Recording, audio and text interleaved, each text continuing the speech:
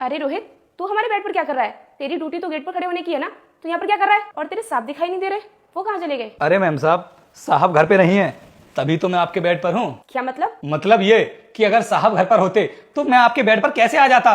साहब मुझसे बोलकर गए थे कि रोहित मैं तो ऑफिस के लिए जा रहा हूँ, तो मैम साहब तो ऑफिस के लिए चले गए। अब इस घर में आपके और मेरे अलावा कोई भी तीसरा इंसान नहीं है, तो मैम साहब हमारे पास ना बहुत अच्छा मौका है। मौका?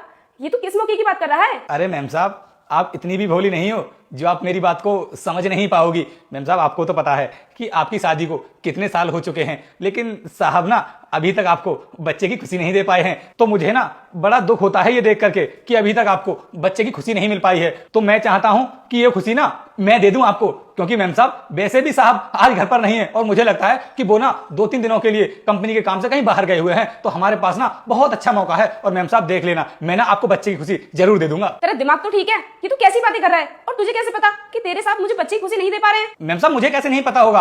अरे मैं इस घर में आपकी शादी से पहले से काम कर रहा हूं और साहब के बारे में तो मैं सब कुछ जानता ही हूं, लेकिन जब से आप इस घर में आई हो तब से मैं आपके बारे में भी सब कुछ जान चुका हूं और इसीलिए वो आपको बच्चा नहीं दे पा रहे हैं। इसलिए मैम साहब आप मेरी बात मानो और मेरे पास आ जाओ, सब कुछ ठीक हो जाएगा। रोहित, तू मेरे बारे में इतनी गंदी सोच रखता है, मैंने ये कभी नहीं सोचा था। और तेरी इन गंदी हरकतों के बारे में तेरे साहब को जरा सी भी भनक लग गई ना, तो वो तुझे छोड़ने वाले नहीं है, क्योंकि वो मुझसे बहुत प्यार करते हैं और मैं भी उनसे बहुत प्यार करती हूँ। इसलिए मैं उन्हें धोखा देने के बारे में कभी सोच भी नहीं सकती। अरे तो मैम साहब, मैं कब बोल रहा हूं आपसे कि आप साहब को धोखा दो? मैं तो बस आपसे ये बोल रहा हूं कि आप कुछ टाइम के लिए मेरे पास आ जाओ और जब आपको बच्चे की खुशी मिल जाए उसके बाद मैं आपसे इस तरह मिलने के लिए कभी नहीं बोलूंगा। और मैम साहब को भी पता नहीं चलेगा, क्योंकि वो तो बाहर हैं, और साहब को भी पता नहीं चलेगा कि वो बच्चा मेरा है या साहब का है। दोस्तों, मालकिन कहती हैं, तू जानना ही नहीं चाहता कि मुझे मां बनने की खुशी क्यों नहीं मिली अब तक। हमने अभी तक बच्चे करने की कोई योजना ही नहीं बनाई है। वॉचमैन कहता है, मैडम आप मुझे पागल मत बनाइए, आप ऐसा इसलिए कह रही हैं ताकि साहब की कमजोरी किसी को पता न चले।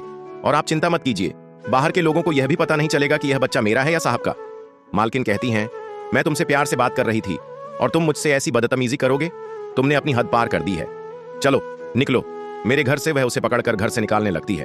तभी उसका पति बाहर आता है और कहता है, उसे कुछ मत कहो, मैंने जो कहा सही कहा, उससे मैंने ही ऐसा कहने को कहा था। मैं तुम्हारी वफादारी की परीक्षा ले रहा था। वॉचमैन के साथ बीवी कहती है, अंदाज मुझसे ऐसा मजाक मत करना, मुझे देखकर इग्नोर मत करना वरना तेरी माँ मर जाएगी। अगर तू अपने माँ को बचाना चाहता है तो इस चैनल को सब्सक्राइब करें, वीडियो को लाइक करके कमेंट में माँ जरूर लिखिए, जरूर लिख देना।